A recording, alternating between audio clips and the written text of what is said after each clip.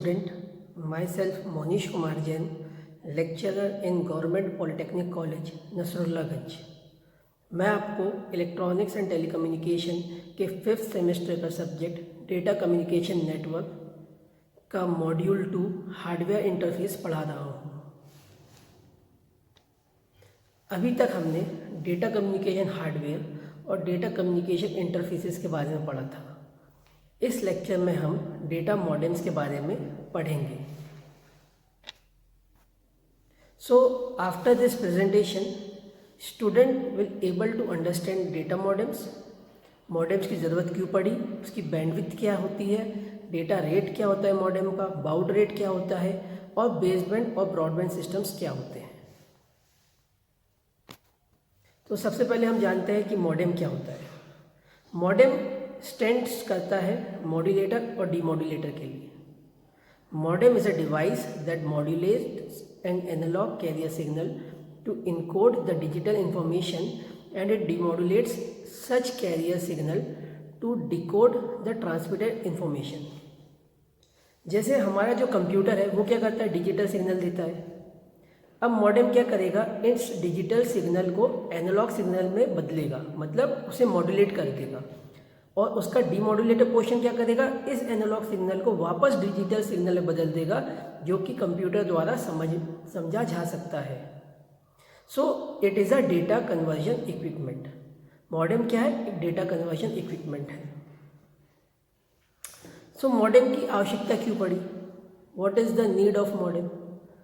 A modem is a very important device of a network hardware that allows a computer to send or receive data through a telephone line or a cable connection. हम telephone line और cable connection का use करके data का transmission कर सकते हैं। It is a device that connect a computer to the internet. ये internet से कनेक्शन के लिए आवश्यकता पड़ती है इसकी। मॉडेम प्रोवाइड सेल्फ टेस्टिंग, इसमें सेल्फ एरर करेक्शन टेक्निक्स भी होती है।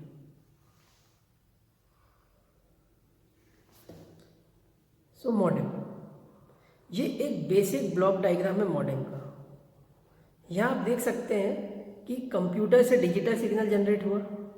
ये डिजिटल सिग्नल मॉडेम ने किस में बदल दिया, एनालॉग का, और इंटरनेट को ट्रांसमिट कर दिया। इंटरनेट से जो एनालॉग सिग्नल आया वो मॉडेम ने वापस डिजिटल में कन्वर्ट किया, डीमॉड्यूलेट किया और उसे कंप्यूटर को भेज दिया। सो ये बेसिक ब्लॉक डायग्राम है मॉडेम का, कि हम ये देख सकते हैं कि जो कंप्यूटर से डिजिटल सिग्नल आ रहा है उसको मॉडेम ने एनालॉग सिग्नल में बदला, टेलीफोन लाइन के थ्रू उसने भेजा उसको, फिर मॉडेम ने वापस से उसको डिजिटल सिग्नल में बदला और कंप्यूटर के पास भेज दिया, तो कंप्यूटर ने उसे वापस डीमॉड्यूलेट कर दिया। तो एक एंड में क्या हो रहा है, मॉड्यूलेशन हो रहा है डिजिटल सिग्नल का, और दूसरे एंड में क्या हो रहा है, demodulation. So what is data rate and bowed rate. Modems are frequently classified by the maximum amount of data they can send in a given unit of time. Data rate usually expressed in bits per second or rarely in bytes per second. Modern broadband are typically described in megabits per second. So कितने bits per second modem support कर सकता है किसी network को, maximum, वो उसका data rate है। और बाउड रेट क्या होता है, modems way often classified by the symbol rate measured in bowed. The bowed unit defines symbols पर सेकेंड और द नंबर ऑफ टाइम्स पर second the modem sends a new signal. So bowed rate क्या हो गया कि कितने symbols पर second हम भेज रहे हैं किसी नेटवर्क में, वो क्या होता है हमारा बाउड रेट। या फिर हम कितने नए सिग्नल भेज रहे हैं पर यूनिट टाइम, वो भी हमारा बाउड रेट को डिफाइन करता है। तो हमने यहाँ देखा data rates bits per second, bowed rate क्या होता है, सिंबल पर सेकेंड, और नंबर ऑफ न्यू सिग्नल पर second per unit time. Now bandwidth क्या होती है, किसी भी सिस्टम या नेटवर्क की बैंडविड्थ क्या होती है। सो बैंडविड्थ को भी हम दो तरीके से डिफाइन कर सकते हैं, एक तो हर्ट्स वाली हो गई और दूसरा होता है बिट्स पर सेकंड। कितने बिट्स पर सेकंड आप डेटा भेजते हो उससे भी हम बैंडविड्थ को डिफाइन करते हैं। तो बैंडविड्थ को डिफाइन करने के कितने तरीके हो गए, दो, एक तो हर्ट्स, बैंडविड्थ इन हर्ट्स, और दूसरा हो गया bandwidth in bits per second. तो हम देखते हैं क्या है ये। One characteristic that measure network performance is bandwidth. जितनी ज़्यादा, however the term can be used in two different contexts with two different measuring values, bandwidth in hertz and bandwidth in bits per second। हम इसे hertz में भी नाप सकते हैं और हम इसे बिट्स पर सेकंड में भी नाप सकते हैं। सो बैंडविड्थ इन हर्ट्स क्या होती है? Bandwidth in hertz is the range of frequency contained in a composite signal or the range of frequency a channel can pass। मतलब आप जो मैसेज सिग्नल भेज रहे हो उसकी क्या बैंडविड्थ है, या फिर चैनल कितनी बैंडविड्थ को सपोर्ट कर सकता है इन हर्ट्स को, उसे हम क्या कहेंगे, bandwidth in hertz. So for example we can say that bandwidth of a subscriber telephone line is 4 kilohertz. तो सब्सक्राइबर लाइन 4 किलोहर्ट्ज की बैंडविड्थ को सपोर्ट करता है। अब जब हम बात करेंगे कितने बिट्स पर सेकंड ट्रांसमिट हो रहे हैं, तो वो क्या हमारा डिफाइन करेगा, bandwidth in bits per second. The term bandwidth can also refer to the number of bits per second that a channel, a link or even a network can transmit. किसी channel से, किसी link से आप कितने bits per second transmit कर सकते हो, वह उसकी bandwidth in bits per second define करता है।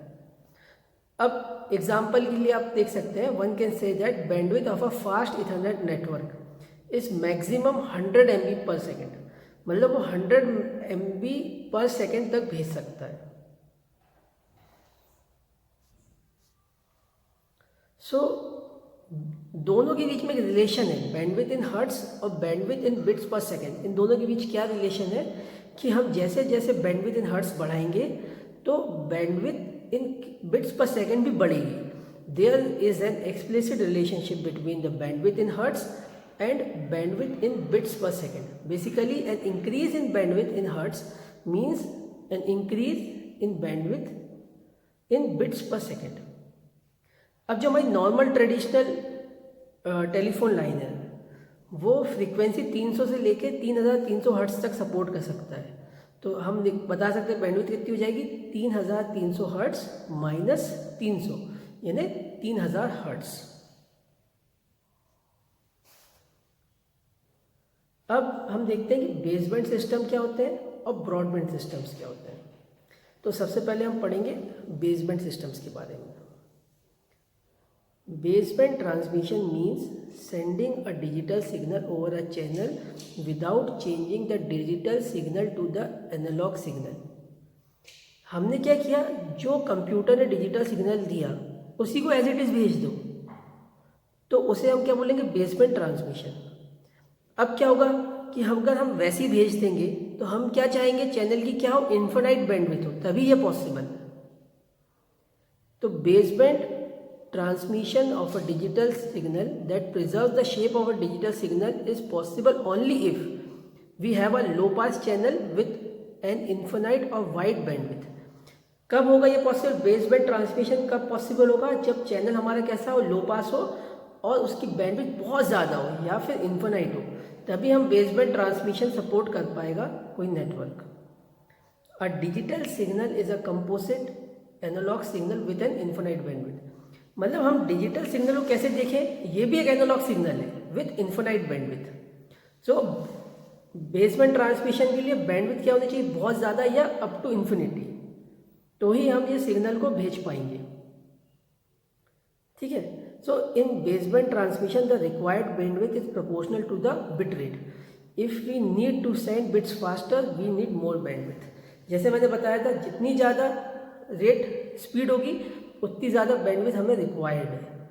सो बेसबैंड ट्रांसमिशन भी एक प्रकार का ब्रॉडबैंड ट्रांसमिशन है विथ इन्फिनाइट बैंडविड्थ, जिसमें हम कोई अप कन्वर्जन या मॉड्यूलेशन नहीं करते हैं। सो अब हम देखेंगे broadband system.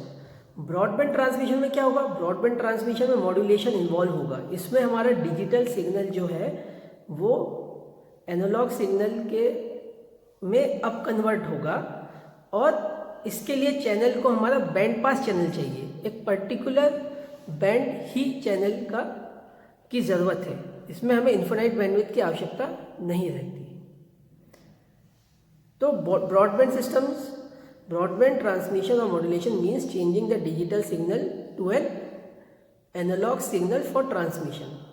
Modulation allow us to use band pass channel. वहाँ पे क्या होता था, हमें लो पास चैनल चाहिए थी विथ हाई बैंडविड्थ और इन्फिनाइट बैंडविड्थ, पर यहाँ पे हमें एक बैंड पास चैनल की ज़रूरत है। A channel with bandwidth and does not start from zero. Summary. So in this lecture we have understood the basics of data modem। क्या होता है? मॉडेम हमारा मॉड्यूलेटर और डीमॉड्यूलेटर होता है, जहाँ पे हमारे कंप्यूटर से मिला डिजिटल सिग्नल को हम अब कन्वर्ट करते हैं मॉड्यूलेटर का यूज़ करके। वहीं रिसीवर एंड में क्या होगा हमारा, वो एनालॉग कैरियर जो है वो डीमॉड्यूलेट होगा वापस से डिजिटल सिग्नल में और हमारे कंप्यूटर को मिल जाएगा। मॉडेम की ज़रूरत क्यों पड़ी? इंटरनेट से कनेक्शन के लिए। किसी मॉडेम की बैंडविड्थ क्या होती है? किसी नेटवर्क में हम कितने हाई स्पीड से डेटा भेज सकते हैं, वो उसकी बैंडविड्थ है। बिट्स पर सेकंड या हर्ट्स में डिफाइन होती है वो। डेटा रेट क्या होता है? कितने किलोबिट्स पर सेकंड हम भेज सकते हैं। बाउड रेट क्या होता है? कितने सिंबल्स पर यूनिट टाइम हम भेज सकते हैं, या कितने नंबर ऑफ न्यू सिंबल्स या न्यू सिग्नल हम पर यूनिट टाइम भेज सकते हैं, वो उसका बाउड रेट होता है। बेसबैंड सिस्टम्स क्या होते हैं? जिसमें हम as it is digital signal को भेज देते हैं। ब्रॉडबैंड सिस्टम्स क्या होते हैं? ये वो सिस्टम होते हैं जहाँ पे हम अप कन्वर्जन करते हैं या मॉड्यूलेशन और डीमॉड्यूलेशन करते हैं डिजिटल सिग्नल का। तो अभी तक हमने ये सब पढ़ा। So this are the few references which I have gone through for preparing this PPT. इसमें कुछ यूट्यूब लिंक है, विकिपीडिया लिंक है, 2 बुक मैंने रेफ़र करी है। तो मैं स्टूडेंट्स और मेरे फ्रेंड्स को सजेस्ट करूँगा कि वह भी इस लिंक को फॉलो करें। Thank you.